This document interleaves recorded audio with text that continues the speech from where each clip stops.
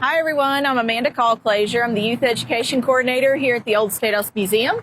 Welcome back to another installment of Conversations in the Gallery.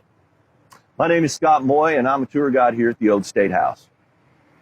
So, Scott, we're standing in front of a cannon on our front lawn. Can you tell us a little background history of it? Yeah, this cannon is going to be built in 1861 in New Orleans, Louisiana, for the Confederate States of America during the war against the rebellion, which started in 1861.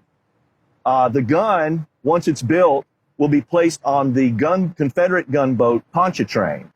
The Pontchartrain, once this gun is placed on it, and other guns like it, will come up the Mississippi River. It's going to turn left and come up the Arkansas River, where the gun will be unloaded at Arkansas Post at Fort Hindman. Fort Hindman was a Confederate installation set up to help regulate the defense of the Mississippi River for the Confederacy. In 1862, the Union Army will come up the Arkansas River and will attack Fort Hindman at Arkansas Post. This gun behind me here is going to be participating in that battle. During that battle, this gun will be disabled. I believe it's the gun mentioned in some of the memoirs of that battle as the gun that received a direct hit on the muzzle of it. Once the Confederate fort falls, the Union will move into the fort. They will drag this cannon over to a well in the fort and dump it down the well. Later on, after the Union leaves the fort, the Confederates will return, lift this gun out of the well using block and tackle systems, and will bring that gun back to Little Rock. It will probably be placed at about where the Clinton Museum is located right now to help defend Little Rock against any sort of Union invasion. In the meantime, before the Battle of Arkansas Post, the gunboat Pontchartrain will make its way up the Arkansas River and will be docked on the north side of the Arkansas River near North Little Rock. And when Little Rock is attacked by Union forces in 1863, the Pontchartrain gunboat will be set on fire by the Rebs as they flee Little Rock. This gun will remain in place down around where the Clinton Library is, and it will never be used in the defense of Little Rock.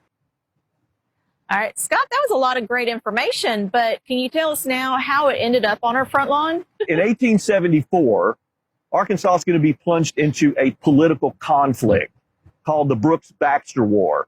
This is going to be a hot war in that there are going to be shots fired. And so this gun's history is connected to the Baxter War.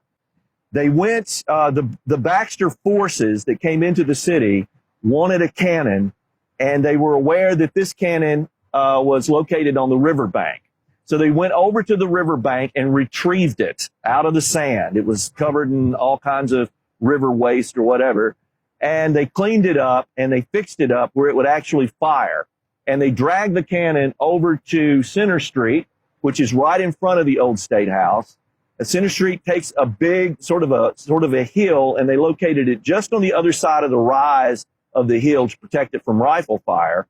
In the meantime, the Brooks forces were inside the building behind me with rifles.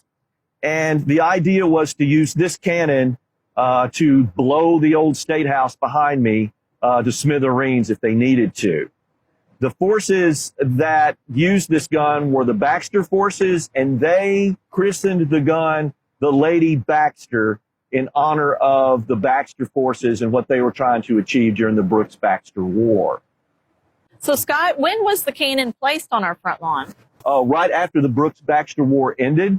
They actually fired it one time, and then they're going to move it here onto the Old State House for everybody to enjoy, to come and look at. Well, even though the gun's got a great history, I'll bet somebody got their head stuck in the cannon at one point. They actually did. Yeah. Yes.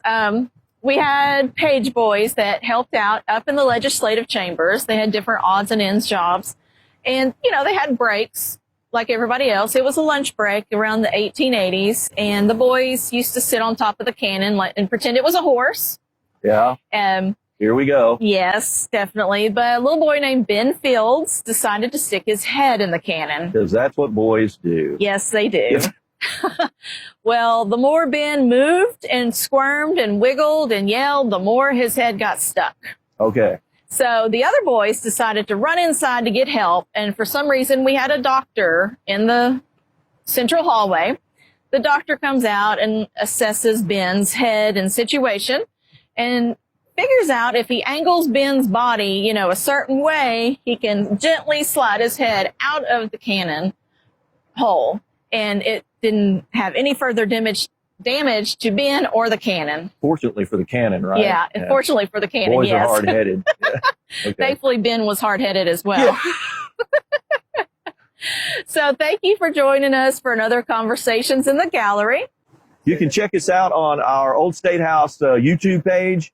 We're on Instagram and also our Facebook page. Look us up. We've got a lot of good stuff coming up, a lot more filming and things like that for you to look at. Thanks a lot. Thank you.